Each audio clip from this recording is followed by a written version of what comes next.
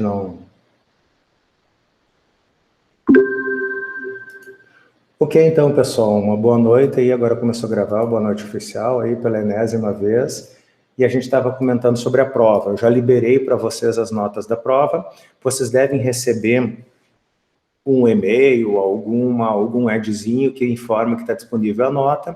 Junto com a nota tem as questões que vocês acertaram, as questões que vocês erraram, falando sobre o que se refere às objetivas, e as questões das discursivas, eu geralmente não, eu coloco quando vocês erram o motivo que vocês erraram, alguma coisa que leve vocês a entenderem o método da correção. Em relação a essas duas questões, a minha ideia é mostrar as duas questões, comentar as duas questões com vocês, mas eu gostaria que vocês fizessem na ordem. Primeiro, verifica aí a nota de vocês e verifica se está correto essa nota de vocês, quanto também no sistema da Unijuí. Qual é o sistema da Unijuí? Eu sempre falo para vocês que o sistema da Unijuí é o Classroom, mas na verdade vocês têm dois sistemas, que é o sistema web da Unijuí, que vocês dão o login e a senha lá no www.unijuí.br. Lá também tem duas coisas só que a gente usa naquele portal. A gente está fazendo a transição para o Classroom, certo? Todo o material, todas as tarefas, todas as atividades normais da aula, com exceção da presença e com exceção da nota, são no Classroom. A nota e, obviamente, a presença vocês podem verificar no portal da Unijuí através do login e senha de vocês. Então, eu gostaria que vocês analisassem aí quanto vocês tiraram na prova e ver se foi lançado a nota correta lá. Porque pode acontecer de eu me equivocar na hora de passar, porque eu corrijo no Classroom, ele não faz a geração automática. Eu gero uma planilhazinha e depois lanço as notas lá no portal da Unijuí. Então, pode sim acontecer algum equívoco. Se acontecer equívoco, de nota, vocês já me falam direto, eu altero. Em relação a dúvidas das questões, a gente vai comentar as duas agora. E depois, qualquer dúvida que vocês possam ter, pessoal, para não conturbar muito agora, nesse momento, finalizado a correção da prova, que são as duas questões, a gente vai começar a aula normal. Como eu sempre trabalho, uma parte é conceitual, a questão do exemplo, hoje a gente vai trabalhar com laços e lista.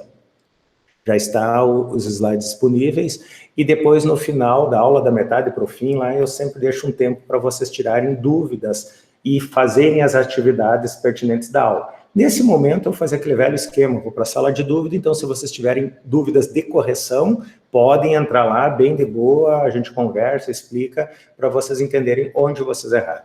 Tá legal? E se for um equívoco meu, um erro, a gente volta atrás e altera a nota, sem o menor problema, tá? Mas também, se eu perceber que eu esqueci, dei nota a mais, também eu desconto. Não, estou brincando, né? É só para fazer as duas vias. Bom, em relação à correção, gente, vocês devem estar compartilhando, eu já compartilhei a tela, vocês já devem estar vendo a minha tela. Então, nós tínhamos duas questões de discursivas, correto? Deixa eu abrir aqui. Essa aqui é a prova. Nós vamos pegar ela por aqui só para mim ver as duas questões. Vamos ler as duas questões, aqui seriam as discursivas, essa aqui. A primeira, essa aqui eu acho que a grande maioria acertou, né? Mas escreva um algoritmo no Scratch que solicite um número qualquer ao usuário, posteriormente mostre mostre na tela uma mensagem, o número XX atenda aos critérios, onde XX deve ser o número digitado. Os critérios para mostrar essa mensagem na tela são: o número digitado deve ser par maior que 50, vale 5 pontos. Então, vamos lá, copiar isso aqui. Vamos lá para o nosso Scratch. Jogar aqui. Ele não vai copiar. Copiou, beleza. Vamos deixar ele um pouquinho maior aqui para vocês visualizarem melhor. Tranquilo esse tamanho, hein? Sim. Beleza, deixa eu aumentar um pouquinho aqui. Deixa eu carregar, acho que eu tenho as correções para a gente não perder tanto tempo. Não, aula 5. Acho que deve estar em estas. Tá, provas. Código 1. Bom, evidentemente, pessoal, que essa aqui é uma visão minha, né? Então, não necessariamente tem que ser assim para estar certo, mas essa aqui eu acho que não teria muita dificuldade, pessoal, porque o que que era? Relembrando. Eu carreguei e deixei fora. Relembrando. Deixa eu botar aqui. Era para fazer um algoritmo em que ele solicitava um valor, eu coloquei aqui na variável valor, né, o que pegava do teclado, e a partir disso ele tinha que mostrar uma mensagem.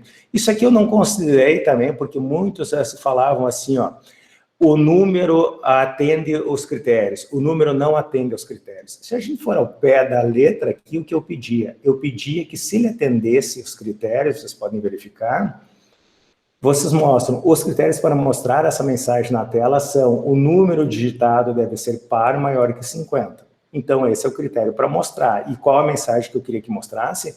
O número XX, onde XX é um número, atende aos critérios. Então, a partir de uma entrada, por exemplo, se a minha entrada fosse maior que 50 e par, como eu calculei o par, pessoal, só para lembrar, eu pego o valor que eu digitei aqui na entrada, divido ele por 2, se esse divisor, se esse resto da divisão for zero, matematicamente ele é considerado um número par. Então, 4 dividido por 2, 2 vezes 2, 4, quanto sobra da divisão? Zero. É zero, é par. Se ele for maior que 50, beleza. Nesse caso aqui ele não seria, fosse 4, ele seria par, mas ele não é maior que 50. O que que ele faz? Não mostraria nada para mim. Vamos colocar efetivamente um número aqui, que eu testei bastante, e às vezes muitos se enganaram. 50. 50 vai mostrar ou não? Não vai, porque 50 efetivamente é um número par, mas ele não é, 50 não é maior que 50. Então ele não entra. Agora, hipoteticamente, eu boto 52. Vou pegar 52, é maior que 50? É. 52 é um número par? É. O número, daí eu vou mostrar, vou executar aqui e mostrar para vocês. Entre com valor. Vamos botar aqui, por exemplo, 4. O que que ele vai fazer aqui, ó? Não vai fazer nada, porque 4, apesar de ser par, não é maior que 50. Vou botar agora o 52. 52 ou 52 atende aos critérios. Eu acho que essa aqui foi bem tranquila, a grande maioria de vocês, para não dizer a totalidade, não está falando uma mentira para vocês, acho que acertaram. Alguém tem alguma dúvida em relação a essa questão? Ficou com alguma dúvida no desenvolvimento? Não? Contagem, deixa eu ver o chat aqui, tem alguma coisa? Acho que é 24 horas, horas do término, mais hora de início. Isso, Luiz Fernando, era mais ou menos essa a duração do evento. Tranquilo? Ótimo. Então, vamos para a segunda questão. Está aqui ela. A segunda questão, deixa eu copiar, jogar lá para o Scratch. Não adianta, eu vou carregar primeiro, carregar. O código 2. Acho que eu vou ter que dar uma diminuída nisso aqui, está muito grandão. É, com certeza. Bom, deixa eu explicar um pouquinho aqui, pessoal. Eu separei um pouquinho o código aqui para vocês, para explicar. Bom, primeiro vamos relembrar a questão. Escreva um programa que forneça o tempo de duração de um evento, expresso em segundos. Então, eu queria o tempo de duração de um evento em segundos.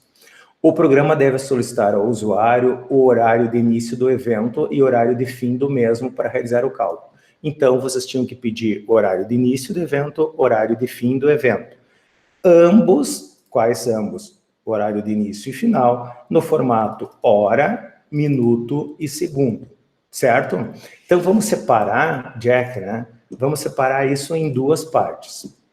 A primeira parte, inclusive vários pegaram hora, minuto e segundo em uma única variável e depois separaram. Elas têm comandos para fazer isso, sem problemas, ótimo, mas nem precisava fazer isso.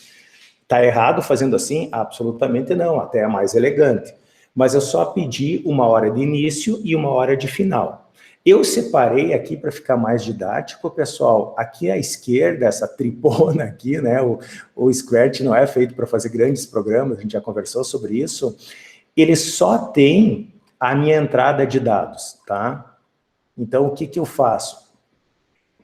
Eu faço a minha entrada de dados, toda esta parte aqui de variáveis, pessoal, eu estou usando total de segundos de início, total de segundos do evento, total de segundos fim. São 3 variáveis que eu uso e já zero elas no início. Inicialização de variáveis, depois vocês vão entender essas variáveis. Logo em seguida, pessoal, deixa eu separar e deixar um bloco só aqui para mostrar para vocês. Eu peço o horário de início, tá? Eu entre com a hora de início, eu boto na hora de início. O que eu estou fazendo já? Uma opção da minha lógica, não que precise fazer isso. Eu já pego esta hora de início e já coloco ela em segundos, certo? É a minha forma de resolver. Eu fiz a entrada de dados, quando eu entro com a hora de início, eu já transfiro para segundo, eu entro com minuto de início, eu transfiro para segundo, eu pego segundos e deixo em segundos, e faço isso tanto com início e final, para deixar todos na mesma unidade de medida que é segundo. Tá? Opção minha, tem que fazer isso, cada um faz como achar melhor. Tem gente que pega em hora, decrementa das horas, e depois só faz a multiplicação por segundos. Isso é uma opção de vocês. Eu fiz assim. Então, toda esta parte aqui, ele está pedindo sempre a hora, o minuto, o segundo de início. E já está fazendo, se for hora 3.600, e joga em hora de início, tá certo? Desculpa, total de segundos de início. Minutos eu faço vezes 60 e jogo o total de segundos do início, né? Eu vou adicionando. Por isso que eu zero no início da execução. Zero no início, adiciono a hora vezes 3.600 e boto, e assim sucessivamente para minuto e para segundo eu só adiciono. Ao final do início, eu tenho total de segundos de início, o total desta hora que entrou. Por exemplo, se é 1h0000, vai ter 3.600 segundos aqui na hora de início, porque eu estou botando todas na mesma unidade. Lógica minha, tá? Continuando isso, eu faço a mesma coisa para o final. Entro com a hora do fim, jogo ele na hora do fim, total de segundos, faz vezes 3.600, jogo ele no total de segundos fim para o caso de minuto e depois de segundo. Ao final desta etapa aqui, pessoal, eu tenho todos os meus totais, certo? Então, aqui eu tenho todos os meus totais, depois a gente vai fazer. Primeiro eu venho somando as entradas em segundos, que a gente acabou de fazer. Depois eu testo se eu ultrapassei a meia-noite, tá? Isso que eu estava falando, acho que a Luísa me perguntou. Como é que é depois da meia-noite, tá? O que eu coloquei? Ou seja, eu testo, isso só ocorre quando o total de segundos do fim é menor que o início. O que acontece isso, pessoal? Sempre a hora final, se for no mesmo dia, é maior que a hora de início. Se eu comecei a 1 e terminei às 2, obviamente, uma tem menos segundo, 1 hora tem menos segundo que 2 horas. Se eu comecei às 3, terminei às 4, assim sucessivamente. A não ser, é horrível falar sem olhar, né? A não ser que eu ultrapassar a meia-noite. Por exemplo, eu comecei um evento às 23h30, tá? E terminei ela à meia-noite e 30. Quanto tempo de evento eu tenho? 1 hora, 3.600 segundos. Mas como eu tenho que calcular isso? A hora de início são 23 horas, vezes 3.600, mais 30 minutos vezes 60, 3 vezes 6, 18, 180, mais 00 dos segundos. Então, vai dar um valor desse. Esse valor vai ser maior que o valor final. Se for, eu subentendo que ele passou da meia-noite, eu adiciono uma operação a esse caso. Essa é a minha lógica de desenvolvimento. Então, como eu fiz isso? Nesta segunda parte aqui. Esta segunda parte é o seguinte: quando o total de segundos finais, só relembrando, o total de segundos finais é a soma da hora do fim, do minuto do fim e do segundo do fim. É isso que eu estou falando, total de segundos do fim que eu venho incrementando. Quando este total é menor do que o total do início, eu tenho um problema, então. Então, se acontecer isso, o que eu faço? Eu mudo o total do início para 86.400 menos os próprios segundos. Da onde eu cheguei a isso, pessoal? Pensam o seguinte, se você pegar, tá aqui embaixo eu já botei observação, para vocês entenderem. Porque eu estou chegando em 86.400. Se tu pensar que um dia tem 24 horas, cada hora tem 60 minutos e cada minuto tem 60 segundos, eu tenho que multiplicar 24 por 60 por 600, dá 86.400. O que eu tenho que fazer disso, pessoal? Eu tenho que diminuir esse total de segundos do início deste valor, daí eu só fico com o que sobrou daquele dia, explicando para vocês. Se eu tenho 23 horas e 30 minutos e 0 segundos, o que eu estou fazendo? Este total aqui, de 23 horas, 30 minutos e 0 segundos, eu diminuo do total de segundos que teria o dia inteiro, e somente isso eu boto como evento. Daí eu posso simplesmente somar isso com o início, com o total de fins, e depois eu mostro aqui embaixo. Se ele não for menor, eu não preciso fazer nada, eu simplesmente decremento o fim do meu início e eu tenho o total de segundos do meu evento. Ficou claro a minha lógica? Sim. Entenderam? O que tem que entender é os 86.400. 86.400 é a forma de eu pegar todos os segundos de um dia e diminuir do que efetivamente eu peguei. De novo, 23 horas, eu só tenho que pegar meia hora daquele dia. É isso que eu estou fazendo. E essa meia hora eu somo com o total de segundos do final do evento. Pronto, está resolvido o meu problema. Então, assim que eu implementei, vamos fazer um teste de mesa, posso disponibilizar depois o código sem problema. Eu fiz essa artimanha aqui para deixar a entrada sempre igual aqui, então vamos lá. Eu começo aqui, entre com a hora de início. Vamos pegar o caso de uma hora normal. 1 hora, 0 minutos, 0 segundo. Início 1 hora. O final do evento, 2 horas. 2 horas, 0 minutos, 0 segundos. Quanto tem que efetivamente ter? Para mim executar, pessoal, eu botei aqui ele faz o cálculo. Então, eu coloquei a hora inicial 1 hora, 0 minutos, 0 segundo, a hora final 2 horas, 0, 0. Obviamente que eu diminuo 2 de 1, fazendo uma vez dá 3.600, duas dá 7.200, diminui um do outro dá 3.600. Como eu calculo isso? Só apertar aqui um espaço, ele calcula. Eu aperto o espaço, ele me diz, o tempo total do evento em segundos é 3.600. Joia, é o preço de 1 hora. Vamos fazer agora a questão da meia-noite para ver se dá certo. Então, vamos lá. De novo.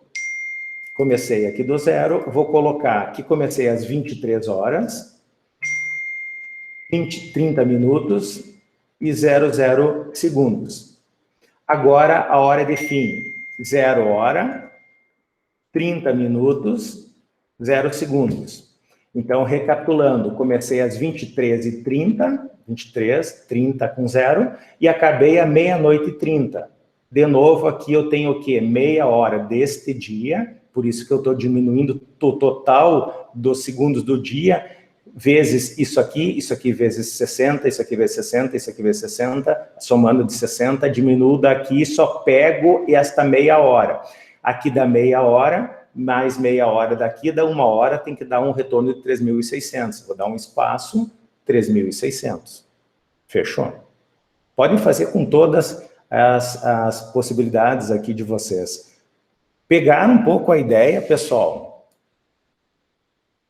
Tem que ser feito assim? Não. Pode ser feito de outra forma, portanto, que vocês tenham essa questão de sempre desconfiam assim, ó, quando o final do evento é maior em termos de segundo, desculpa, menor do que o início, você tem um problema. Tem que ter um problema. Se tu pegar 23h30 e meia-noite e meia, o que que acontece? Pô, ele terminou com menos segundos, ele terminou com um horário a menos, então tu tem que fazer esta operação de passada da meia-noite. A questão dos dias não tem como. Eu só consigo calcular esse meu programa um intervalo de 24 horas entre o início e o final. Independente se começa num dia e termina no outro. Porque eu não tenho a questão da data. Posso fazer a questão da data? Pode, eu só tenho que levar daí efetivamente o dia. Eu tenho que levar o primeiro dia somando tudo, somar tudo do segundo, do terceiro, do quarto, assim sucessivamente. Não era um problema simples de se resolver, se a gente pensava nisso. Ele parece simples porque tu pensa, é só eu pegar porque sempre tu tem a ideia, eu começo um evento a um horário que antecede ao término dele, é óbvio. Eu vou começar a aula às 7 e termino às 10. Eu não vou começar a aula às 7 e terminar às 4 da tarde. Não faz sentido. Faz eu ficar dando aula o dia inteiro e for até amanhã de tarde dando aula. Então era esse pega-ratão que a gente brinca que tinha no problema. Pegaram a ideia, galera? Sim. Sim, senhor. Sim, bem tranquilo. Ok, beleza, então. Depois eu disponibilizo esse código, os dois códigos aqui para vocês, sem problema. Aqui também eu não mostrei ainda para vocês, não havia mostrado, acabei de mostrar. Vocês podem fazer, na parte aqui de eventos, vocês podem ver que tem vários tipos de evento. A gente sempre usou a bandeirinha, mas, na verdade, vocês podem usar outros eventos do tipo espaço, seta para cima, seta para baixo, seta para direita, seta para esquerda. Então, vocês têm outras opções de executar um determinado bloco, tá? Porque eu já estou introduzindo isso. Primeiro, porque ficou mais fácil para mim separar a parte de entrada de dados com o processamento propriamente dito para vocês visualizarem as variáveis. Segundo, para dar um contexto do que a gente chama na programação de modularidade do teu código. Depois vocês vão ver o que é uma função mais adiante nas programações, ou vocês podem fazer chamada de funções ou passar parâmetros. Para fazer isso, tu tem que ter o conceito de modularização. Então, o primeiro conceito de modularização que a gente está abordando, eu abordei na aula de hoje, é o uso dessas outras teclas para acionar uma parte de código. Mais adiante, a partir da aula que vem, não nesta ainda, eu vou trabalhar com coordenadas de movimento x e y, num plano cartesiano, tá? Num 2D que a gente chama. Para vocês terem a noção de movimento, para a gente começar a pensar em usar os nossos conceitos de programação para tentar desenvolver um gamerzinho, um jogo, alguma coisa bem lúdica para a gente conseguir brincar e vocês fazerem o projeto 2 de vocês. Desculpa, fazer a segunda avaliação de vocês, que é um projeto de desenvolvimento de um jogo. Mas a gente vai ver isso a partir da próxima aula. O que eu preciso? Isso, Laura, eu perdi o início da aula, nós temos acesso à prova para ver os erros e acertos. Sim, está disponível para ti, Laura, lá pelo Classroom. Tu pode verificar a tua nota e o que tu errou e o que tu acertou. Eu estou gravando a aula, eu acabei eu acabei de explicar as duas questões e assim que dá um intervalo, ali o tempo que eu deixo vocês fazendo umas atividades, eu vou botar essas duas, desculpa, eu vou botar essas duas questões resolvidas do meu jeito, não que tenha que ser assim, lá no Classroom para vocês darem uma olhada, tá? Principalmente essa 2 aí, quando passa da meia-noite, aquela história da pegadinha, tá bom? De nada, Laura. Ok, galera? Mais alguma dúvida, alguma coisa pontual, assim, depois correções sem problemas, a gente pode ver na sala de dúvidas, lá, se for coisa específica da prova. Professor, se me deu errado aqui, eu não entendi por quê, não tem problema, a gente explica, né? Mas, assim, de uma dúvida geral, alguma questão? Não? Ok. Então, vamos lá. Hoje a aula, a voz está meio complicada para variar, né? Vamos então, pessoal, começar o assunto de hoje. Eu só vou pedir um favor, como de costume, assim que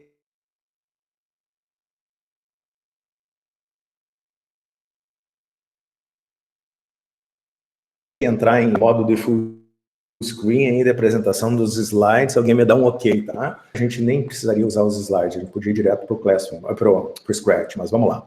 Mas só para fazer uma parte introdutória, então, vocês já estão vendo meus slides? Laço de repetição? Sim.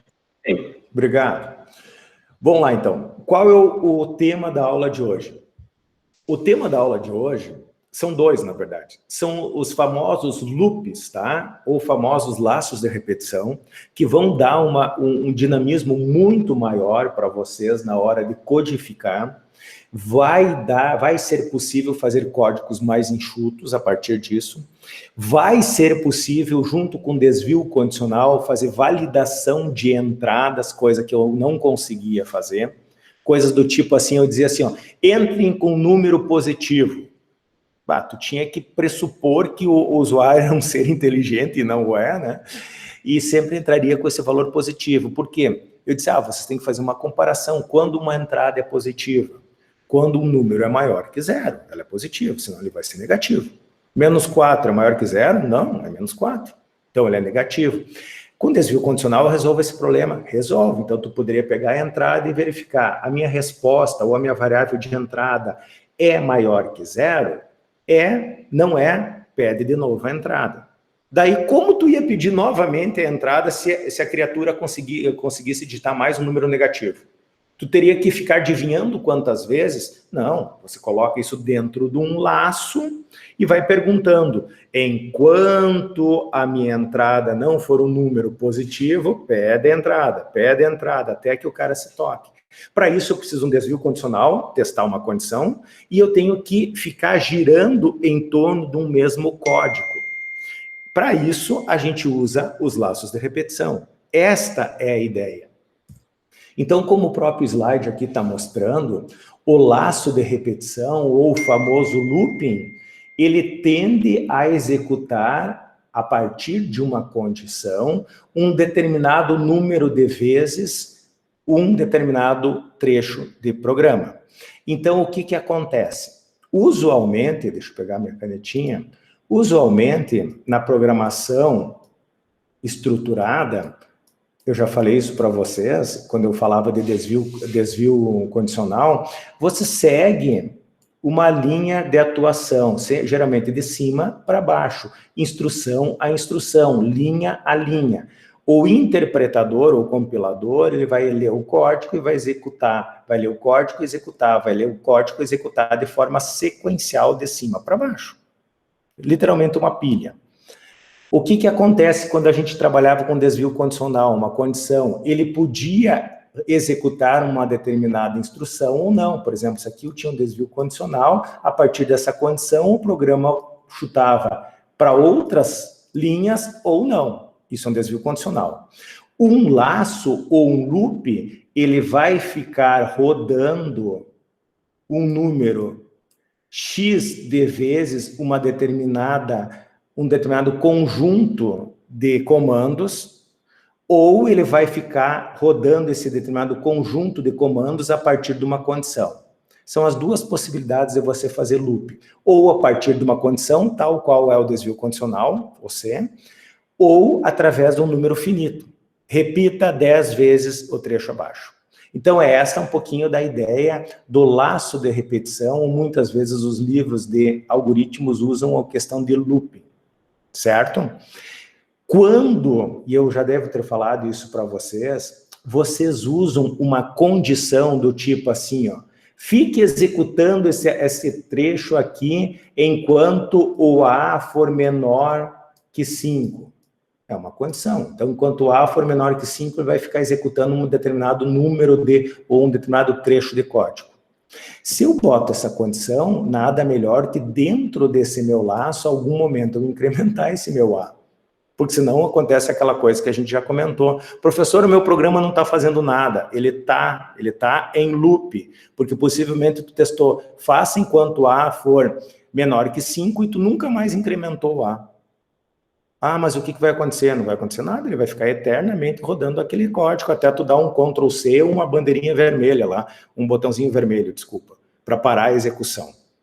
Senão ele vai ficar em loop. Então, essa é a ideia geral de utilização de laço. Você vai e tende a economizar o código, tá? Daí tu vai dizer, mas é que não é economizar, ele só vai pegar o mesmo trecho e executar várias vezes. Sim. Só que pensa assim, Nas primeiras aulas eu mostrei lá aquele von Neumann, aquela arquitetura de von Neumann, eu disse para vocês, tudo que executa na máquina passa pela memória. O que é? A memória é um endereço que tem, tipo, a gente fazia a analogia daquele arquivo, né? Arquivo de gavetas com pastas, e ali dentro tem um endereço. Então, se você pensa que você escreve várias linhas de código, ele vai usar vários espaços, gavetas daquele arquivo lá. Vai usar mais memória. Quando tu sintetiza o código mais enxuto, ele vai usar menos memória, mesmo que ele execute várias vezes o mesmo código. A memória utilizada é menor. Porque às vezes vocês abrem um programa, esse programa aqui é horrível, minha máquina demora para abrir, ela pendura, ela tranca. Porque a tua máquina tem pouca memória, então ela já começou a encher a memória. Mas isso é papo para sistema operacional. Chega num momento que não tem mais memória, tranca a máquina. Não, ele faz paginação em disco. Ele tira da memória RAM, que é uma memória veloz, e bota no disco, que é uma memória lenta. Fazendo uma analogia grotesca aqui, é a mesma coisa assim, eu só consigo decorar o nome de 3 pessoas, João, Pedro e Maria. Se entrar Márcio na história, o que eu vou ter que fazer? Eu vou ter que tirar um desses 3, escrever num papelzinho, botar no meu bolso e liberar um espaço da memória, botar o Márcio para dentro e começar a processar. Preciso desse arquivo de novo, vou lá no bolso, abro o bolso, dou uma lida nele. Isso é o tempo de acesso a disco, é muito lento. A memória RAM é muito mais rápida. Então, só para vocês entenderem que o desempenho das aplicações está vinculado ao uso da memória. Quando tu escreve também, tu tem que ter essa preocupação.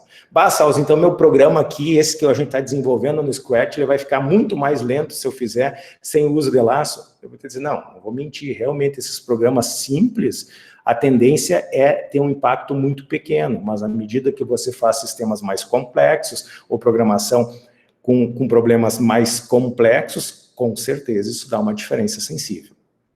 Bom, chega de teoria e vamos para a prática aqui. Como sempre, a gente trabalha com exemplos, né? Depois eu vou fazer isso lá no Scratch, mas por enquanto, vamos explicar aqui para mim não ficar indo e voltando. Aqui tem um exemplo e o código tripa, né? Como há pouco a gente comentou. O primeiro exemplo é, considere o problema. Pedir a leitura de um valor de uma variável x, multiplicar esse valor por 3, implicando a variável de resposta em R. Então, apresentar o valor de R obtido repetindo essa sequência 5 vezes. Então, uma coisa bem simples. Eu tenho que efetivamente pedir o valor de uma entrada, né? E eu vou pegar a variável x.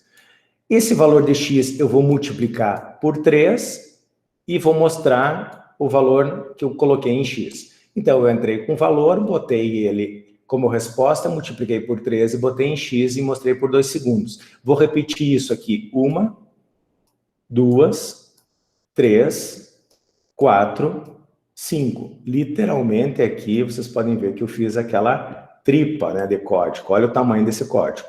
Tá, mas será que eu não é mais inteligente eu fazer um loop, usar um laço para fazer isso? Com certeza. Então, aqui na minha esquerda está o código anterior, sem o uso do loop, e aqui nós temos o uso do loop, depois a gente vai brincar lá no Scratch com isso, tem vários loops diferentes para vocês usarem, tá? Vários não, 2, né? No Scratch implementado, nas linguagens não tem mais. É o famoso repita, quando eu sei o número de vezes que o meu problema está pedindo, no meu caso específico aqui, eu tinha que executar 5 vezes. Então, eu posso usar o comando repita 5 vezes. E o que eu fiz? Eu simplesmente peguei parte desta minha tripa de código aqui e coloquei ele dentro do meu laço. Ou se queiram, aqui fica até melhor, ó. Eu peguei esta parte de código e botei dentro do laço. Quando eu botei dentro do laço, o computador, o interpretador, no caso o Scratch, vai ele gerenciar que isso aqui, o que está aqui dentro, sendo um bloco, ou no meu caso, 3 blocos, vão ser executados 5 vezes. A saída disso aqui, tá? E disso aqui é a mesma coisa. Mas olha a questão de código. Eu estou reutilizando este trecho de código aqui, automaticamente, isso aqui usa menos memória quando carregado do que, evidentemente, isso aqui. Eu diria até 1/5 praticamente. Aí tu vai dizer, não, mas tem o comando repita aqui, que aqui não tinha. É, realmente. Então, talvez próximo de 1/5 de espaço de memória que eu estou usando a menos. Tá certo? Desempenho, a tendência é ele executar no mesmo tempo, mas ele vai usar menos recursos de máquinas, leia-se a questão da memória. Já vamos jogar isso aqui para lá. Eu falei para vocês que tem vários, né? Tem 2. Dependendo da linguagem de programação, os conceitos de laços tem vários. Mas, basicamente, ele tem 2 conceitos, que é um número fixo, tá? Repita quando tu tens um número fixo, e esse número aqui pode ser uma variável, sem o menor problema. Aqui eu botei 5, mas eu poderia botar um A, e o A tem o valor de 5, sem o menor problema, vocês já sabem disso. Ou quando eu tenho uma condição. Repita até que. Até que o quê? Uma condição. Daí eu tenho todos aqueles bloquinhos verdes, você lembra? Maior, igual, menor, todas aquelas possibilidades. O que eu fiz aqui? Aqui eu sabia que eu tinha que fazer 5 vezes, mas eu optei por usar o repita até que uma condição seja satisfeita. Qual é a condição que eu coloquei? A condição que eu coloquei está aqui, ó. Meu conte, eu adoro usar conte porque a abreviatura é de contador, tá? Pode ser qualquer variável. Quando o meu conte for maior que 5, então repita até que o meu contador, conte, seja maior que 5. Então ele vai entrar quanto? O meu contador, quando eu uso alguma variável, gente, para fazer o teste, por exemplo, o contador tem que ser, repetir isso até que o contador chegue a 5, eu tenho que ter 2 grandes problemas, 2 grandes preocupações. Inicializar esse contador e incrementar esse contador. Por que inicializar? Porque senão ele pega o valor que está nele. E eu posso fazer N execuções de um código, ele fica sempre com a última. Ao final dessa execução aqui vai ter 5 no meu contador. E o que eu tenho que fazer? Incrementar, porque se eu não incrementar, aqui eu inicializei ele, ó. Movi o 1 para count, ou mudou count para 1. Em resumo, eu botei o contador igual a 1. Entrei no meu laço e o incremento tem que estar dentro do meu laço. No meu laço eu tenho aquelas 3, que é a mesma coisa que eu peguei, as 3 partes que é pedir o valor, pegar essa resposta, multiplicar por 3, jogar em x. Dizer x por 1 segundo e daí incrementar. Eu usei para incrementar, tem várias formas, a gente vai ver depois de incrementar um contador. Eu usei adicione 1 ao contador. Ele inicializou em 1, a primeira vez ele está aqui, eu vou botar count igual a 1. A primeira vez aqui, contador a 1, entrou, ele vai repetir até que o contador seja maior que 5. 1 é maior que 5, vai fazer a primeira vez e o contador vai para 2. Está aqui. 2 é maior que 5? Não. Vai fazer pela segunda vez, daí ele vai ser para 3, daí ele vai fazer para 4, daí ele vai fazer para 5. 5 é maior que 5? Não. Ele vai fazer a quinta vez, daí o contador vai estar em 6, ele vai chegar aqui. 6 é maior que 5? É. Então eu paro de repetir, vou executar aqui embaixo. Executei as 5 vezes através do repita até uma condição seja alcançada. E a condição foi o contador maior que 5. Tem que tomar cuidado quando eu uso maior que 5 aqui, que ele tem que chegar em 6 para ele sair fora. Então ele executou 5 vezes. Óbvio que eu tenho que inicializar isso aqui em 1. Se eu inicializar isso aqui em 0 e manter essa lógica aqui, eu vou executar isso aqui 6 vezes, porque a primeira vez vai ser 0. 0 é maior que 5? Não. Daí no final da primeira ele vai ser... Então vai ser 0, 1, 2, 3, 4, 5. Só na sexta vez aqui que ele vai cair fora. Então ele caminhou 6 vezes. Tem que tomar um certo cuidado nessa lógica. Quando tu inicializa em 0, tem que ter o igual. Quando tu inicializa em 1, ele pode ser só maior. Então, esta é a lógica e quem cuida? Vocês. Anteriormente, quem cuida ou repetir o programa, o Scratch, quando eu sei que eu tenho um número finito de vezes para executar um determinado código, eu posso usar o repita. Quando eu tenho uma condição, eu tenho que usar o repita até que. Certo? Vamos para lá. Para o Scratch, descartar. para mostrar esses dois probleminhas aqui. Deixa eu só carregar aqui, sumir um pouquinho. A gente volta para isso aqui. Vamos deixar ele aqui no meu canto. Vamos ir para o Scratch. Deixa eu ver se eu tenho esse código para mim não precisar desenhar tudo, criar todos, aquela tripa do 5 é sacanagem, né? Eu devo ter o código aqui. Hoje a aula 5. Ah, não, desculpa, é nos códigos. Código 5, aula 5. Exemplo sem laço. Tá aqui. Ok. Aqui. Tá aqui a tripa velha, tá? Então, aqui eu já deixei pronto para vocês. Estão conseguindo visualizar? Acho que sim, né? Muito grande, deixar assim. Quando tiver com muito pequeno, vocês não toquem. Aqui eu coloquei o problema, pessoal. Aqui, efetivamente, deixa eu botar aqui no ladinho o slide para vocês visualizarem também o slide, para pelo menos um pouquinho. Isso aqui não precisa. Fica com o loop aqui na direita. Vamos ver. Aí, beleza. Aqui vai ficar para a gente copiar essa questão. Então, resgatando, aquele exemplo que a gente acabou de ver lá no slide, que está disponível para vocês, é esta tripa relembrando. O que eu precisava? Eu precisava entrar com o valor de x, multiplicar esse valor de x por 3, armazenar no próprio x e mostrar no x. Está aqui o meu código. É isso aqui o que é o meu problema.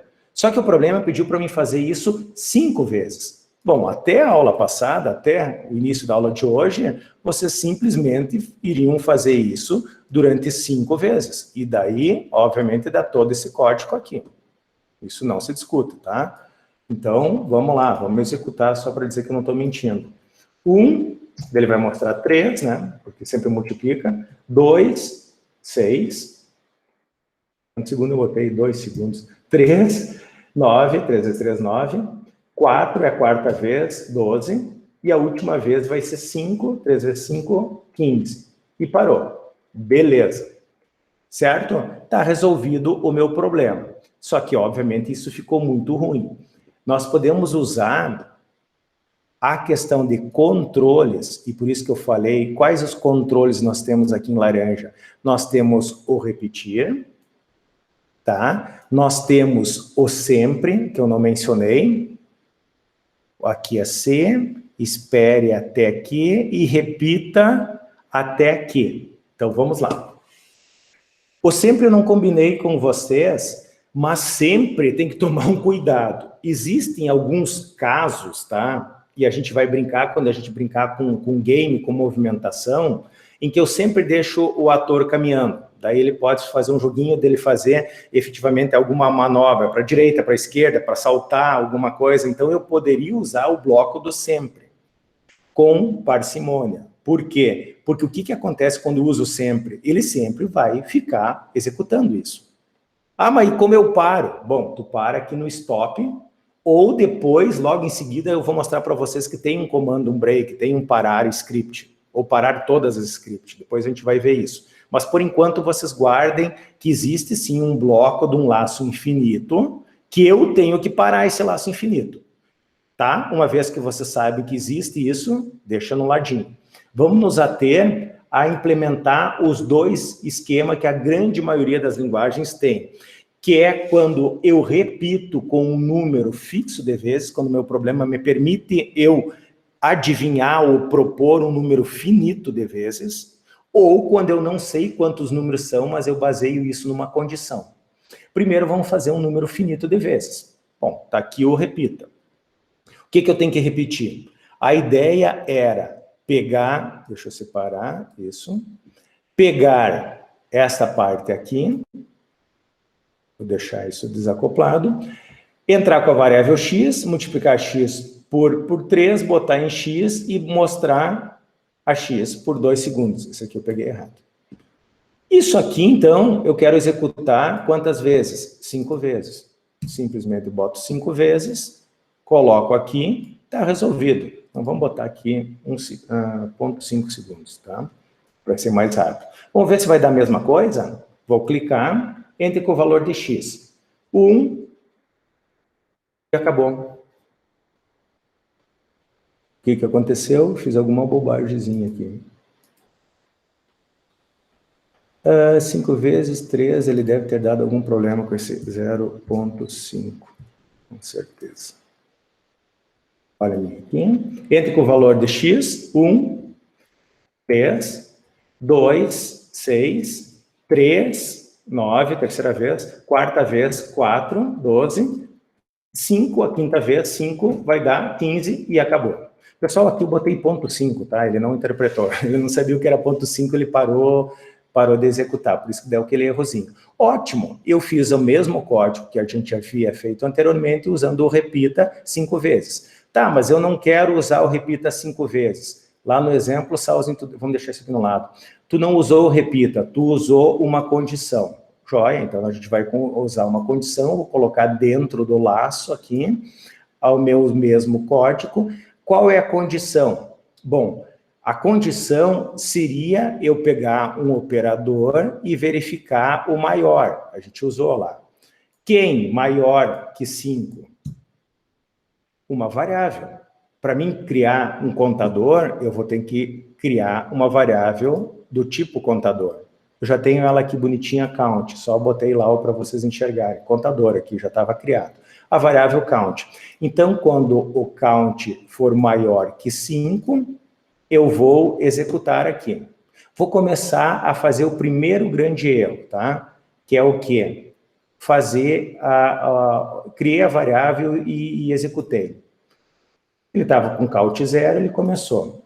1, 2, 3. Se eu quisesse matar a aula, eu ficaria aqui. Ele vai ficar aqui o count a vida inteira. Por quê? O count estava inicializado em 0, eu só estou testando se o contador é maior que 5, não incremento, não inicializei, ele ficou com aquele valor, ele vai ficar aqui a vida inteira até eu dar o stop. Podem confiar em mim, pode ficar eternamente entrando com valores de x aqui. Vou dar stop, eu vou dizer, então eu tenho que inicializar. Isso, tu tem que inicializar a variável, é uma boa. Então eu vou inicializar a variável aqui, o contador para 0. Vai resolver o meu problema? Não, ele vai continuar em loop, porque eu só inicializo ela em 0, que ela já estava. Quando ela nunca foi usada, ela fica inicializada em 0, isso é default de qualquer linguagem, e o Scratch não é diferente. E eu não estou incrementando. Movi 0 para contador, 0 é maior que 5, ele vai ficar sempre 0 é maior que 5, não é. Então, ele não vai repetir, porque repita até que este valor seja maior que 5. Ele vai ficar executando, executando, executando. Mas o que eu tenho que fazer, Salzin? Eu tenho que incrementar ele. Como eu posso incrementar? Vamos lá. Tem duas formas de eu incrementar. Eu posso, dentro aqui, mudar o meu contador para um operador em que você tem o próprio contador. Onde é que está a minha variável? Count. O que é o contador? É o contador... desculpa. Estou apanhando hoje. Contador mais 1. E colocar aqui dentro. Funciona? Funciona. Inicializei ele em 0. A primeira vez ele vai ser 0 mais 1, passa para 1. A segunda vez vai ser 1 mais 1, 2. Depois vai ser 2 mais 1, 3. E faço um incremento. Mas lá no código tu botou adicione 1 ao contador. Mesma coisa. Quer ver? Vai funcionar das duas formas. Só que eu vou fazer aqui até 3, tá? Para não ficar digitando muito. Zerei, entro com o valor de x. 1, 2, 3, 4 e parou. Mas por que 4, Salzinho? Tu queria só maior que 3, porque ele está inicializado em 0. 0, 1, 2, 3, ele vai entrar na quarta vez, ele vai parar de repetir. Ele executou 4 vezes. É verdade, tu falou, então se eu estou testando aqui, eu tenho que inicializar ela em 1. Querem ver? Agora ele vai dar 3. 1, 2, 3 e parou. Isso vocês têm que tomar cuidado, pessoal. Quando tu inicializar, tomar o cuidado de inicializar o teu contador em 0 ou em 1, que isso depende aqui do tua condição de parada, né? Se for igual ou não, e o incremento dele. Mas o incremento tu usou esse contador mais 1. Não, eu posso adicionar 1 ao contador, te garanto que é a mesma coisa. Querem ver? Vamos lá? inicializou o contador em 1, primeira entrada 1, segunda entrada 2, terceira entrada 3, parou. Ótimo. Então, eu fiz o mesmo código usando os dois tipos de laço, com um número finito de vezes em que eu entro ou com uma condição, sabendo que quando uso uma condição, vocês têm que inicializar o contador e incrementar o contador. Outro erro bem usual, pessoal, é você deixar... Ah, vocês fizeram incremento? Fiz, mas fora do laço. O que vai acontecer? Não vai acontecer nada, ele vai estar em loop, porque ele inicializou em 1, repita até que 1 é maior que 3, ele vai ficar executando isso aqui eternamente. Por quê? Porque ele só vai sair desse laço quando essa condição aqui for satisfeita. Daí que ele vai executar esse bloquinho que está fora. Muito cuidado para ter certeza que está dentro. Assim, isso aqui é 99% dos erros da utilização de laço. Ou tu não inicializou e ficou com o valor anterior, ou tu inicializou em 0 e não preveu isso na tua cláusula, aqui na tua condição, ou não incrementou, ou incrementou no lugar errado, ou com o passo errado também. Eu estou incrementando de 1 em 1 aqui, evidentemente, porque a minha lógica propicia isso. Tranquilo até aqui, então, pessoal? Estão acompanhando? Sim, sim. Sim, professor. Jóia, obrigado pelo retorno, pessoal. Assim, ó, eu mostrei para vocês o famoso laço infinito ali. Agora vamos voltar aqui para os slides, só que eu não vou botar ele em full screen aqui, porque é um slide só para me mostrar para vocês, que é efetivamente aqui, ó, o próximo, desculpa. Ah, eu não mostrei isso, é mais adiante. Deixa eu pensar aqui um pouquinho, só um pouquinho que eu alterei o pare. Não, mas é melhor eu mostrar o pare agora. E depois eu mostro a questão da lista para vocês. Deixa eu ver se eu estou usando lista. Não. Vamos falar um pouquinho, desculpa a confusão, pessoal. Aqui os meus slides estavam numa outra ordem que estava uma estruturação do meu raciocínio, mas vamos lá. O que eu tenho que fazer agora? Tem um laço que é um laço infinito. Ou melhor, porque eu não posso ter uma condição em que eu botei um limite, mas se eu atingir uma determinada condição, eu tenho que parar a execução. Este exemplo vai dar exatamente isso para vocês. Então, eu sei que está pequenininho aqui para vocês, mas só para mim não demorar tanto para dar o full screen aqui, dá uma lida aqui, ó. Problema. Escreva um programa que efetue a leitura de 20 valores positivos. Coitado, né? Vou morrer digitando lá. 20 valores positivos e eu os apresente na tela. Se um número negativo for indicado ou digitado, terminar o programa com um aviso de erro. Opa, beleza. Então, vamos lá, vamos deixar ele aqui no cantinho e vamos implementar isso lá no Scratch. Esse é o nosso problema aqui. Vamos vir para cá, vamos ver se vocês conseguem visualizar. Qual é a ideia? Bom, vamos limpar do zero. Vamos começar um novo. Ok. Começar do zero, o código é curtinho. A ideia é digitar um programa em que ele faça a solicitação, entrar com valor positivo até 20 vezes. Essa aqui é a entrada. Ctrl Ins, comentários, Ctrl V, aumentar um pouquinho aqui. Tá, beleza? Escreva um programa que efetue a leitura de 20 valores positivos. Bom, primeira coisa, pessoal, naquele esquema de verificar se é um valor positivo ou não, a gente vai ter que testar isso.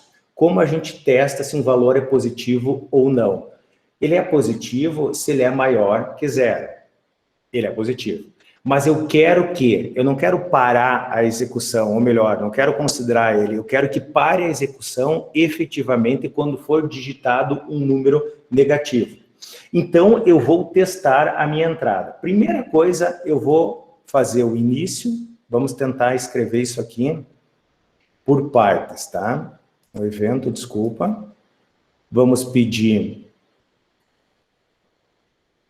uma pergunta. Depois a gente arruma.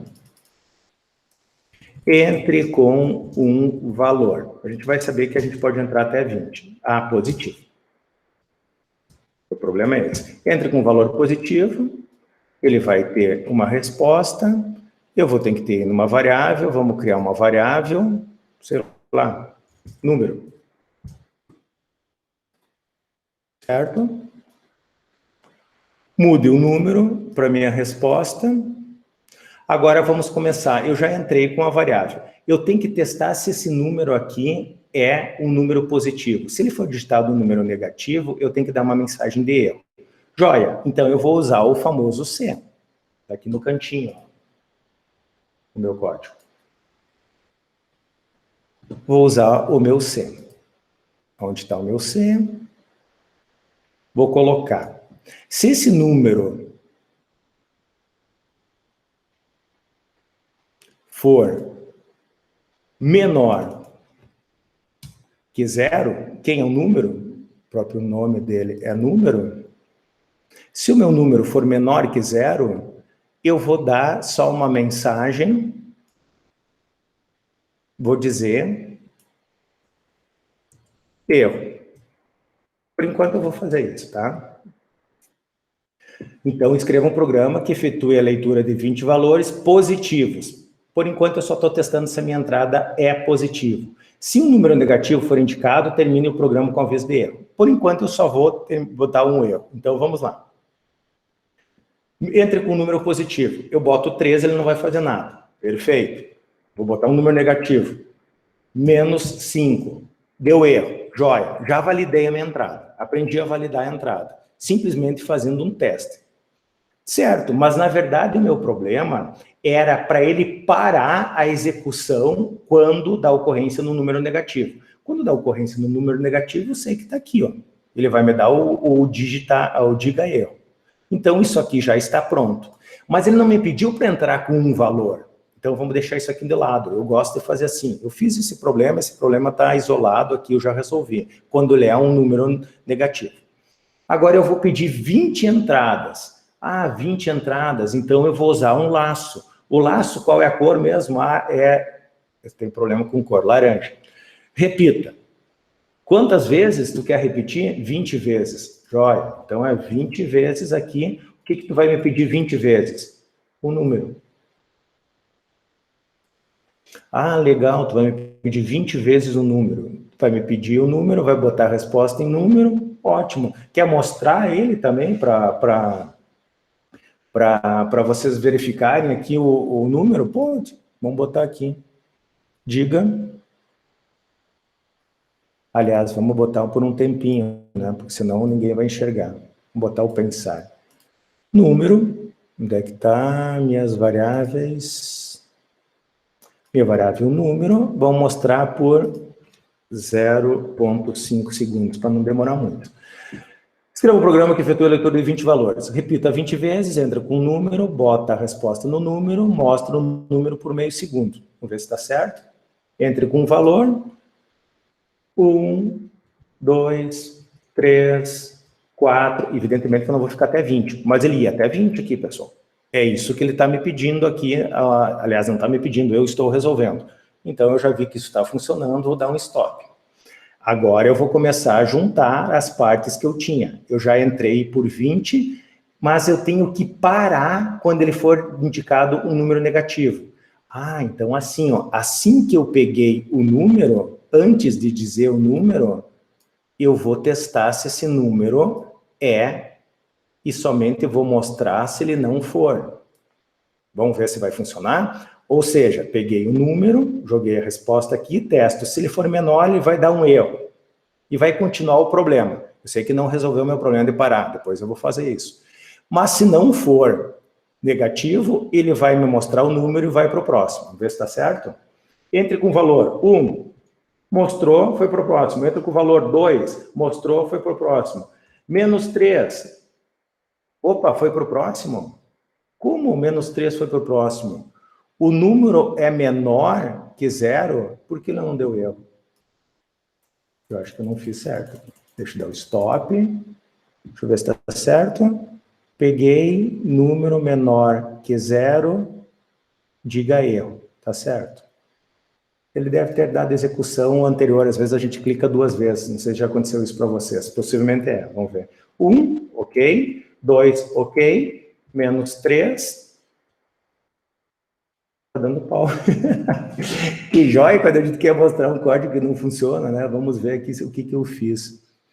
Mude o número para resposta. Professor, não teria que colocar C e C, não? Não, se o número for menor que 0, então diga erro. Não teve erro aqui. Deixa eu só ver se eu fiz alguma bobagem aqui, gente. Famoso quando tu vai fazer o código não deu certo, mas vamos descobrir isso aqui sim. Repita, entrou, muda a resposta para o número. Se o número for, a gente acabou de fazer isso. Vamos isolar o erro. A gente acabou de fazer isso aqui, se você recorda que a gente dizia, eu estou achando que ele está pendurado alguma coisa aqui. Vamos lá. Executar, entre com valor positivo. 1, definitivamente aqui ele está com problema. O número é menor que 0. O meu scratch, às vezes, quando eu abro ele Oi? trava. Ele tá louco. Aí eu tenho que fechar e abrir de novo, aí ele volta ao normal. Eu Né? também acontece isso. Eu já me aconteceu isso. Eu só vou salvar isso aqui, pessoal, para não dizer que a gente está tão maluco, né? Vamos colocar aqui como programa erro. Vou gravar aqui na minha mesa. Vou salvar, vou fechar o Scratch. Gente, eu não sei o que está acontecendo. A lógica está correta. Ele, de alguma forma, ele bugou o Scratch aqui. Se vocês já passaram por isso, sabem como é que funciona, né? Então, vamos ver se eu estou com mais alguma execução dele aqui. Não. Abrir. Porque nós não estamos loucos ainda. A lógica estava, a gente estava desenvolvendo a lógica de forma incremental. Deixa eu carregar. Tomar uma aguinha.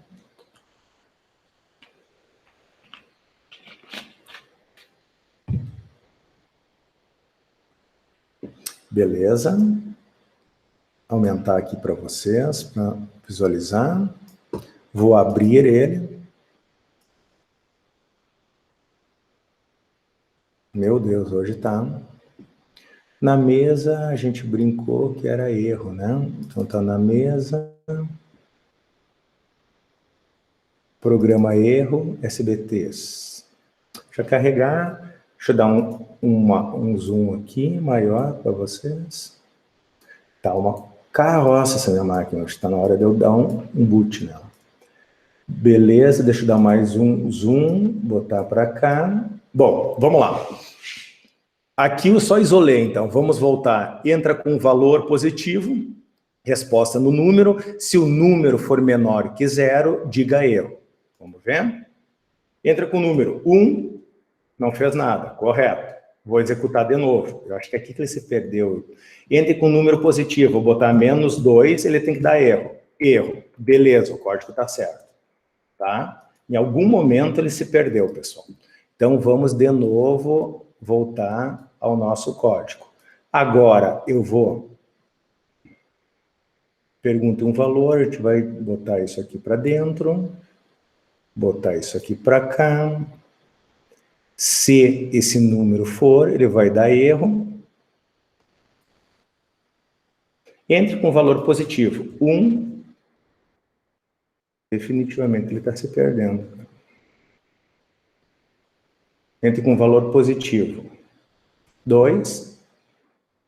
Ah, claro, tá certo. Desculpa, pessoal, ele está falando certo, ele não pode mostrar nada porque eu esqueci de botar o pence ali dentro. Stop. Claro, ele não vai mostrar nada, né? Porque ele não é negativo. Aqui, agora vai dar certo. Vamos lá. Entre com valor positivo. 1. Mostrou 1. Beleza. Entra com um outro valor positivo. 2. Mostrou 2. Vou entrar com um valor negativo. Menos 4. Menos 4. Ele não está entrando aqui.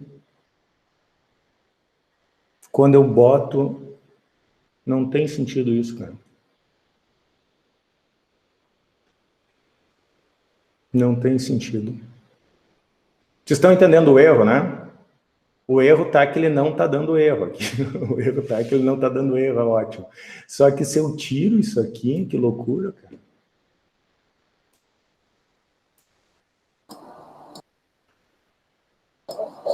Experimenta usar o 6 senão, senhor. Acho que daí vai dar certo.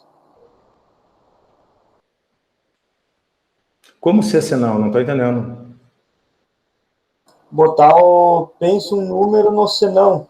Tipo, ele vai ver se o número é negativo, ele diz o número e vai falar o número. Sim, tudo bem, mas eu só não estou entendendo porque ele teria que cair dentro do laço, ó, ele vem executando, ele vai pular para o próximo. O que o colega está sugerindo...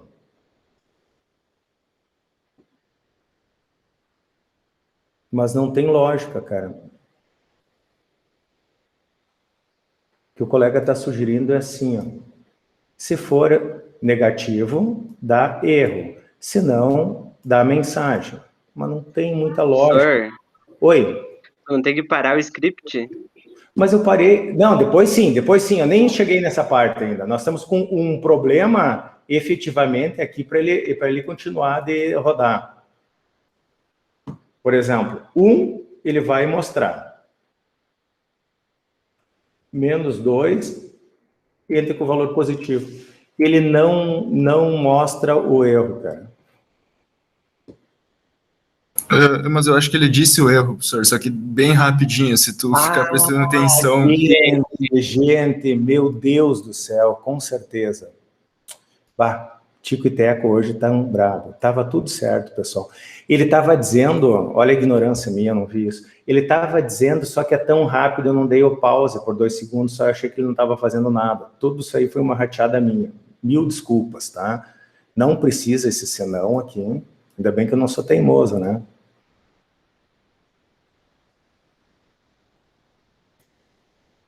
Quem falou essa do tempo?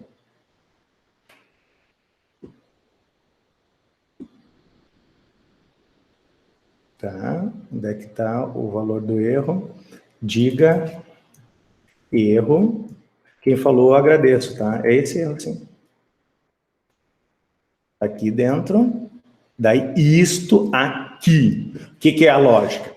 Se o número que vocês digitaram cai na resposta, cai no número, se ele for negativo, diz erro por 2 segundos. Gente, ele estava dizendo o erro aqui, só que não tinha os 2 segundos, então rodava tão rápido que eu já sumia aquele negócio e eu não enxergava, tá? E senão ele vai pensar o número por meio segundo. Aqui também vamos botar 0,5. Agora vai funcionar, ou seja, estava funcionando desde o início, pessoal, só que o idiota aqui não tinha visto isso. Mas vamos lá, entra com o valor 1, vai mostrar o 1, 2, vai mostrar o 2, vou entrar com menos 3, vai mostrar erro por 2 segundos e voltou ao próximo. Pegaram a ideia agora, pessoal? Desculpa toda a confusão. Eu cometi o seguinte erro, eu não fiz, eu simplesmente estava dizendo o erro, só que ele rodava tão rápido, até o colega falou, e não me parava nem esses meio segundo. Então, desculpa aí toda essa confusão, mas afinal de contas sempre é bom um erro para a gente isolar e encontrar, a gente encontrou. Então, o que a gente está fazendo? Voltando ao nosso problema anterior. Era para escrever um programa que efetuava a leitura de 20 valores positivos e eu apresento na tela, tá? Se um número negativo for indicado, terminar o programa com aviso de erro. O erro eu já botei. Os 20 a gente não testou, mas tu pode diminuir aqui para 2, 3, vocês vão ver que ele vai repetir 2, 3 vezes e vai parar. Então, já está funcionando. O que eu tenho que fazer? Eu tenho que parar agora. O pare, pessoal, também está efetivamente aqui, ó, numa das cláusulas. Pare, ele pode parar tudo. O que é tudo? Por enquanto, a gente só está trabalhando com um módulo, com um script, tá? Então, eu posso parar com este script. Tem outras opções, todos são, se tu tem vários, e vocês vão fazer isso quando vocês escreverem um joguinho com várias rotinas, aquilo que eu estava explicando nessa aula da modularidade, vocês vão usar, sim, parar este script ou um outro script deste autor. Por enquanto, eu estou com um único script de um único autor. A gente já pode ver essa relação, isso a gente vai começar a brincar um pouquinho mais na aula que vem. Por enquanto, eu estava ensinando só os comandos clássicos, então a gente não falava muito em ator, cenário. Mas cada ator está vinculado aqui a um código. Então, vamos lá. Vamos parar todos aqui, tá? Tanto faz. Nesse caso, todos, o este script é indiferente, porque só temos um. Então, na ocorrência do erro, bota por meio segundo, vamos botar por 1 segundo, para dar um tempinho maior, e pare este script. O que ele vai acontecer? Independente da quantidade de vezes aqui, se não entrar nenhum número negativo, ele não vai entrar nesse C aqui. Se ele não entrar nesse C aqui, ele vai executar 20 vezes e vai me mostrar o número 20 vezes na tela. Se ele entrar em qualquer momento com um número negativo, ele vai dar uma mensagem de erro e vai parar o script. Vamos ver se funciona? Deixa eu dar o stop, deixa eu começar. Entre com valor positivo. 1, 2, 3, beleza. Vou botar aqui menos 4, erro e parou o script. Pronto, finalmente conseguimos implementar o código que estava desde o início. Eu devia ter simplesmente aqui olhado, né, no lado para ver essa questão. Aqui está o meu erro, ó, gente. Aqui ele dava entrada inválida, mas ele já parava o script no coisa. Só que eu não estava parando o script, ele continuava, como ele mostrava isso aqui no diga tão rápido, a gente não via a execução do erro. Agora nós resolvemos esse problema. Então, resgatando esse conceito, gente. Esse conceito aqui do repita, ele vai ser atendido na sua plenitude se vocês entrarem com 20 números positivos. No momento em que vocês entrar com qualquer número negativo, que é esta condição, ele para o script. Quando ele dá para esse script, ele para todo esse meu código. Tem que tomar esse cuidado aqui, tá certo? Se vocês têm vários, vocês podem pegar todos também. Não tem problema, ou um script, outros scripts do ator. Isso a gente vai ver na próxima aula, que eu posso ter vinculado outros códigos a esse ator. Tenho como finalizar.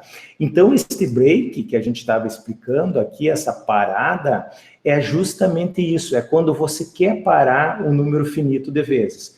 Se esse número finito aqui está vinculado a uma condição, não tem problema, quando a condição for satisfeita, está resolvido.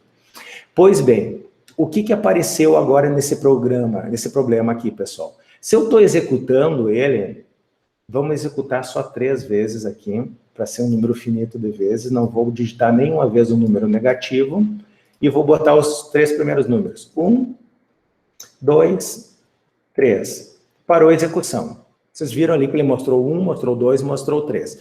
Tá, mas assim, ó, tu só me mostrou esses dados, Salzinho. E se eu quisesse usar essas entradas, a 1, a 2 e a 3, como eu poderia fazer isso?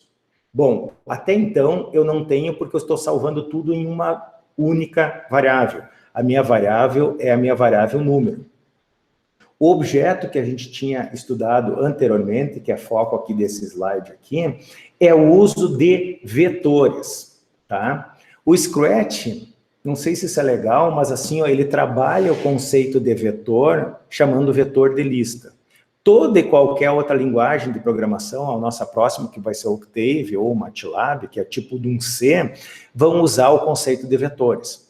O Scratch chama de listas. Às vezes isso confunde um pouco. Mas o que acontece? Acontece que uma lista nada mais é o que uma variável que pode adicionar ou guardar vários números ou várias informações. Então, eu posso fazer essa minha lista tendo vários números ou vários nomes, não tem o menor problema. Vamos implementar este mesmo código aqui agora, não mais para ele guardar em uma variável, mas para ele guardar, sim, numa lista. Qual é a minha diferença, pessoal? A única diferença é que eu não guardo mais o número, ele seco, eu adiciono o número a uma lista. Como eu faço isso? Primeira coisa que eu tenho que fazer, então, é adicionar ou criar uma variável do tipo lista. Aqui embaixo, eu sempre criava variáveis do tipo variáveis, elas ficam aqui, vocês já estão cansados de saber isso. Eu quero adicionar uma lista, vou criar uma lista, e daí, vamos botar aqui, lista de números. Vou dar OK. Automaticamente vai aparecer aqui para mim listas de números. Se eu for nas minhas variáveis, está lista de números. Vai aparecer aqui também, legal. Pois bem, agora o que eu vou fazer? efetivamente, se não for um número, eu vou ter que, depois deste meu teste aqui, do meu Czinho, aqui embaixo, aqui, ó, eu vou adicionar isso a uma lista, que é exatamente o que eu fiz nesse código aqui. Adicione número à lista. Vamos lá. Adicione a coisa, que não é mais coisa, né? O número, a qual lista? A única lista que eu tenho aqui, ele já pegou ela, porque é a única que eu tenho. Lista de números. Ah, vai funcionar? Vamos ver, então. Vou rodar o meu programa 3 vezes. Entre com o primeiro número positivo, 1. O que ele fez? Ele mostrou 1 aqui, porque eu deixei ainda ele mostrar por meio segundo, e adicionou isso na minha lista. E o comprimento da minha lista está em 1. Vou adicionar o segundo número 2. Adicionou a minha lista 2, vou adicionar o número 3, adicionou 13 e parou o programa, porque eu tinha posto repita 3 vezes. Vou voltar aqui para as 20 vezes, porque eu posso parar ela efetivamente aqui com um número negativo. Vamos rodar, vamos ver se vai funcionar. Número 1, número 2, opa, o que está acontecendo? Número 3, olha aqui, ó. Se eu não zero a minha lista, ele continua na lista na execução sucessiva. Ó, eu vou botar um stop, vou começar de novo, vou começar número 1, número 2, número 3, o que ele está fazendo? Já está com 9 elementos aqui a minha lista. Eu tenho que deslizar para ela. Então, é sempre importante eu fazer o quê? A inicialização da minha lista. Como eu vou fazer a inicialização? Apagar todos os itens da minha lista. Como eu faço isso? No início do meu programa. Apague todos os itens da minha lista número. A minha lista número está ali. Vamos ver se funciona? Começar a executar o programa, lista vazio, vou começar 1, 2, 1 não entrou, só um pouquinho, 1 deve estar ainda no stop, hoje está triste a coisa, né? 1, 2, 3, 4, menos 5, vamos botar aqui, o que vai acontecer quando eu dou menos 5? Menos 5, erro e parou o programa. Então, mesmo que eu não cheguei a 20 execuções, ele parou aqui esse script, parou todo o meu programa, porque eu digitei um número negativo, e ele só armazenou os 4 números que eu havia digitado anteriormente. Pronto, a gente está conseguindo mostrar a lista. Ah, mas daí fica feio aqui, toda vez está aparecendo essa lista no início. Ela está aparecendo aqui, pessoal, porque ela está lá nas minhas variáveis aparecendo a lista. Ah, mas daí não vai aparecer nada. Não, tu pode fazer em algum momento que ela apareça. Você tem itens para que ela apareça e que ela suma. Aqui, se eu executar, o que vai acontecer? 1, 2, 3, e eu não estou enxergando a minha lista. Tu não está enxergando porque a minha variável não está aparecendo. Se eu coloco aqui, ela vai estar lá. Então, é uma opção de vocês deixarem sempre ela presente ou não aqui. Certo? Se eu não me engano, adicione, apague, insira, substitua, tem uma que tá, mostre a lista, ó, tem aqui, ó. Legal. Eu posso deixar desabilitado e posso só mostrar a minha lista no final da execução, certo? Aqui, ele só mostraria a minha lista se tu não digitar, evidentemente, aqui um número negativo, e ele pegar as 20 no final, ele iria me mostrar a minha lista. Então, vocês podem brincar agora, não mais só com uma variável, mas com várias variáveis guardadas em uma única variável chamada no Scratch de lista. Em toda e qualquer outra linguagem, nós chamamos isso de vetor. Eu posso também, pessoal, inserir alguma coisa em uma determinada posição dessa lista. Vocês têm vários comandos aqui. Eu posso substituir o item 1, por exemplo. O que é item 1? Deixa eu mostrar a minha lista lá. O item é o índice da minha lista. O item 1 é 1, o item 2 é 2, o item 3 é 3. Eu posso substituir uma determinada lista. Eu posso substituir, eu posso inserir. Eu posso buscar alguma coisa. Então, tudo isso eu posso pegar tamanho da lista. Eu posso mostrar uma lista, eu posso esconder uma lista. Tá? Eu posso, o que mais? Substituir item, número de coisas, tamanho, ou posso procurar nesta lista. tudo isso são opções que vocês podem brincar através do conceito de lista, leia-se vetores nas outras linguagens de programação. Até aqui tudo correto, pessoal? Estão conseguindo acompanhar isso? Sim, sim. Sim. Beleza. Vamos voltar para cá. Agora, o que eu quero que vocês façam para verificar se realmente vocês estão entendendo esta parte aqui. Deixa eu só estabilizar um pouquinho a imagem. A gente passou, então, aqui o conceito de lista. Depois eu fiz uma inversão, que era o nosso conceito de achar um momento de parar uma script, que é o famoso break. Algumas linguagens, o pessoal usa o comando break, por isso que eu coloquei aqui essa figurinha para lembrar que no MATLAB, no Scratch é pare. Algumas outras linguagens vocês vão ver que é dar um break, ou dar um pause, tá certo? Então a gente usou isso, essa estratégia. Aqui no caso era o problema para digitar os 20 números, aqueles positivos. Na ocorrência de um número negativo, ele para e é aviso de erro. Então, a gente fez isso, implementou. Depois, o que eu gostaria que vocês fizessem? O primeiro exercício que vocês vão fazer aqui, eu já dei ele praticamente pronto aqui para vocês. A gente já comentou isso várias vezes, mas eu nunca tinha implementado e mostrado para vocês. O primeiro exercício é elaborar um programa que apresenta no final o somatório dos valores pares existentes na faixa de 1 a 500. Daí tu vai dizer, mas eu ralei, eu tenho que somar todos os pares de 1 a 500. Pô, pessoal, não precisa de 1 a 500. Faz no início de 1 a 10 aqui, que daí, efetivamente, os pares são 2, 4, 6, 8 e o próprio 10. Somam eles, que deve dar 10 mais 8, 18, mais 6, 18, 24, 24 mais 4, 28, 30. A soma dos 10 primeiros pares é 30. Ah, então se eu sei, eu vou analisar, eu vou verificar se eu fiz o somatório legal.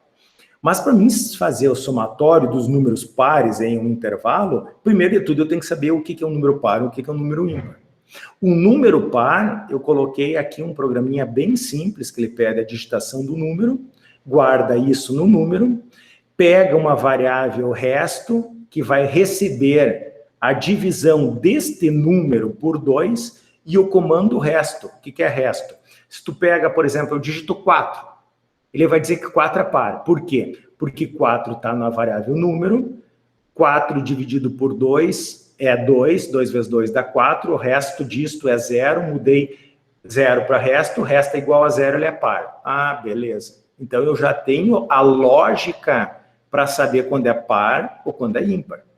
Se eu tenho que calcular o somatório só dos pares, logo o meu problema está só quando ele está aqui. O que é somatório? Então, é um incremento.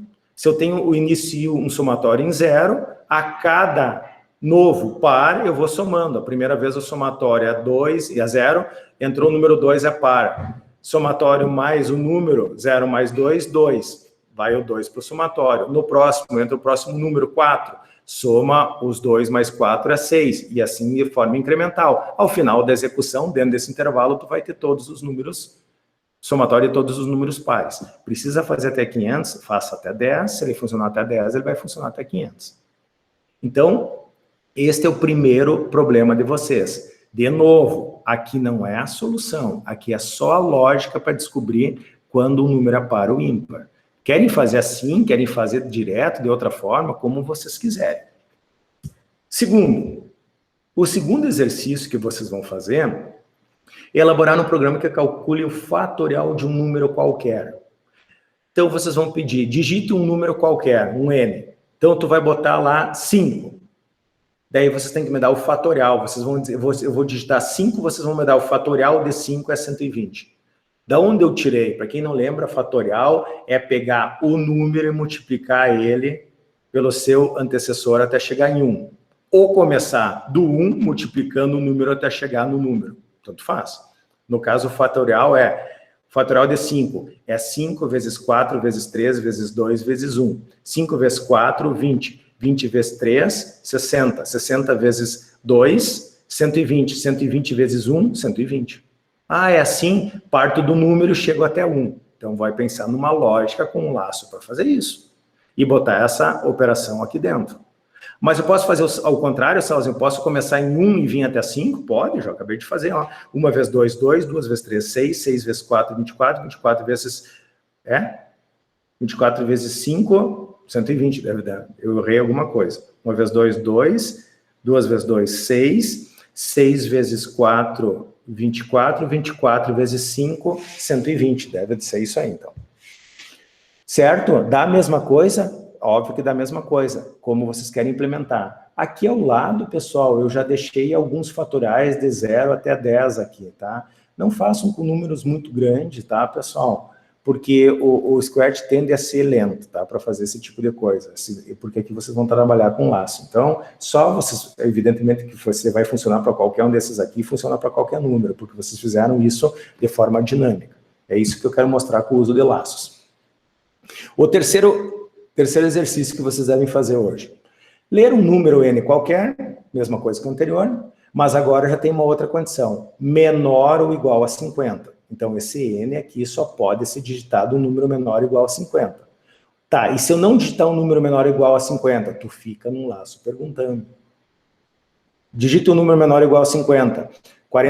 75, digite um número menor ou igual a 50. 104, digite um número igual ou menor a 50. Tu tem como validar essa entrada. Enquanto ele não entrar com um número menor ou igual a 50, tu não continua.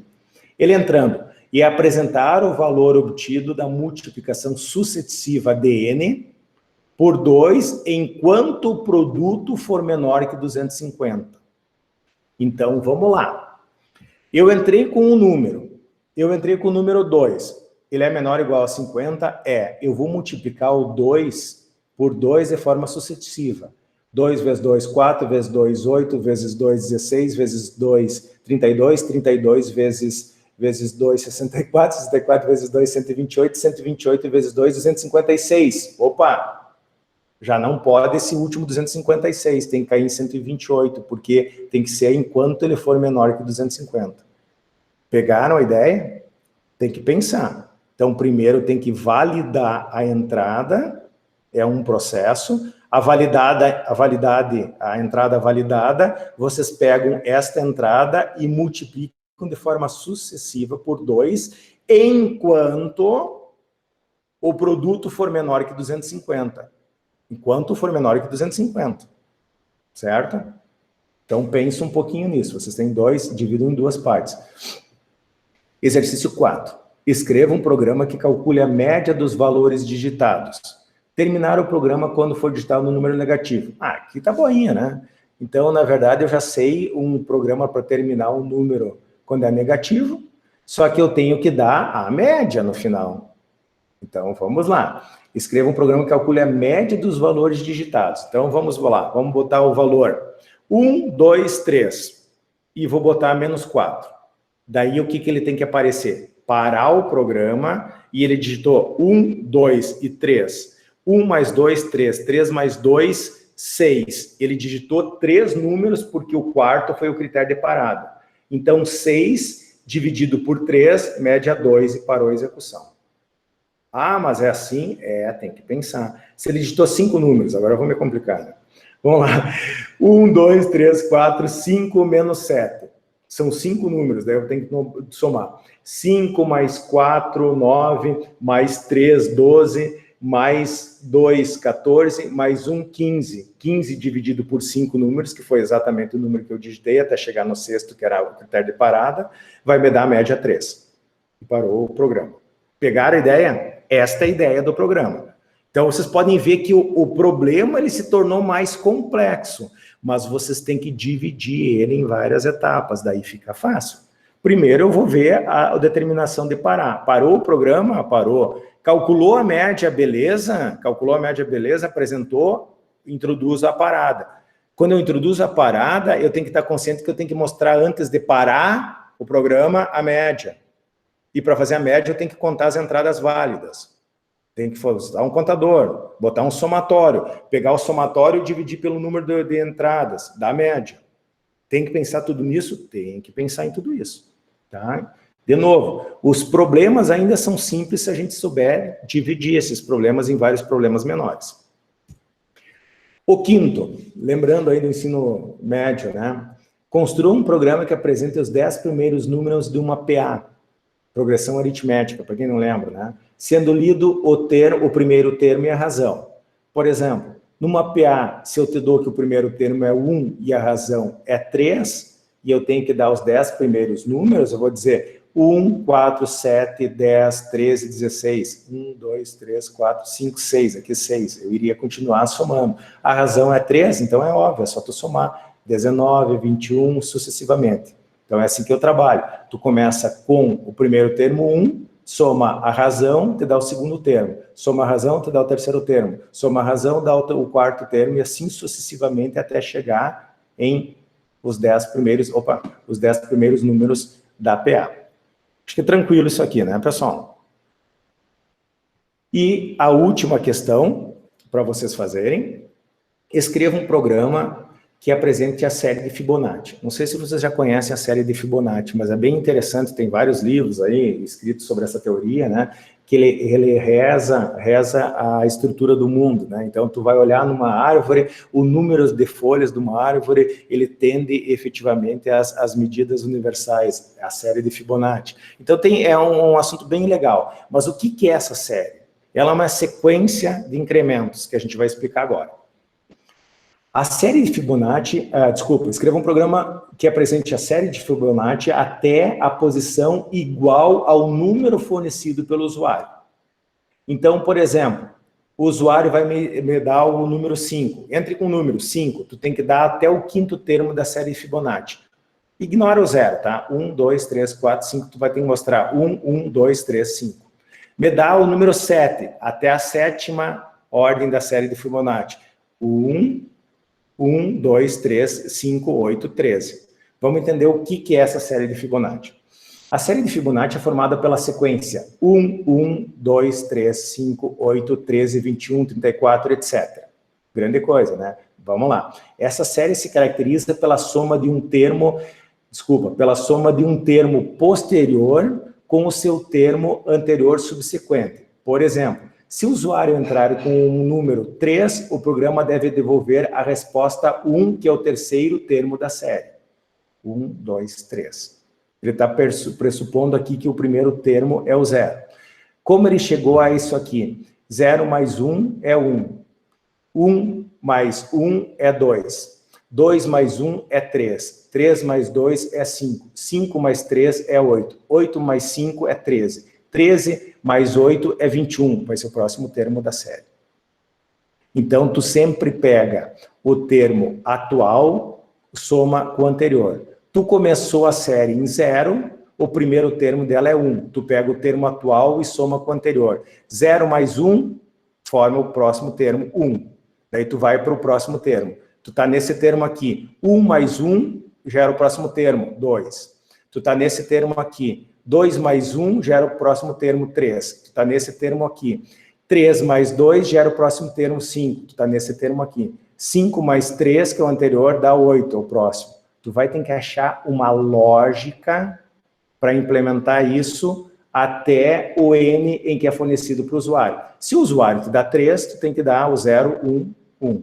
Se o usuário te dá 5, vai ter que dar 1, 2, 3, 4, 5, até o número 3. Aqui, necessariamente, vocês vão ter que usar laço, vocês vão ter que usar uma lista para armazenar esses valores. Certo, pessoal? Bom, agora vocês podem ver que os programas estão ficando um pouquinho mais complexos. Só que se vocês analisarem a complexidade, tem que ser segmentada do problema. Daí vocês resolvem um por um. Não começam efetivamente com Fibonacci, que ela está de longe de ser a mais complexa de resolver. Mas ela não é tão complexa assim, tá? Depois, então, vocês fazendo na forma sequencial, a gente tem agora a 20 e 46. A ideia agora a gente faz, não tendo dúvidas, evidentemente, um intervalinho e depois a gente começa a desenvolver esses exercícios, tá? Vocês já devem ter visto que está disponível. Vocês têm que postar uma atividade, aula 7, poxa, 2 já entregaram, cara, não tem graça, né? Vocês têm que me entregar até as 22h30 aqui a série Fibonacci. Ah, professor, não dá tempo, 2 já me entregaram aqui. Ou me passaram na conversa, já fizeram o programinha. vocês têm que postar somente daquela relação lá, este exercício aqui. Tem que fazer todos? Evidentemente que tem que fazer todos. Postar só esse. Tá ok, gente? Dúvidas? Estão tudo quietinho. Estão aí ainda? A princípio não, senhor, bem tranquilo. Bem tranquilo. Então, deixa eu parar a gravação aqui. Hoje vai estar disponível sala de dúvidas, né? Claro, claro, claro.